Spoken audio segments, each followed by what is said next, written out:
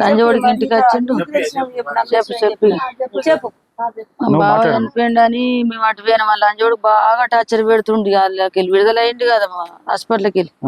మళ్ళీ చిట్టమ్మకు ఫోన్ చేసి, చిట్టి కాలు మొక్త చిట్టి, దండం పెడతా చిట్టి, నేను మళ్ళీ డబ్బా తీసుకుని చచ్చిపోతున్నా రా చిట్టి, నిన్ను మా ఇంటికాడ మంచిగా ఆదుకుంటా, లేకపోతే మీ ఇంటికి వచ్చి బత్తా, మా అన్నదమ్ములు మంచోళ్ళు కాదు, మా అమ్మ మంచిది కాదు, నువ్వు ఉంటే నాకు ఇవ్వాలి, నాకు ఏ కుటుంబం లేకున్నా సరే వచ్చి మీ ఇంటికన్నా ఉంటా చిట్టి అని అంటే, నేను మా పెద్ద బావ చనిపోయిండని మేము మెడవిలికాను.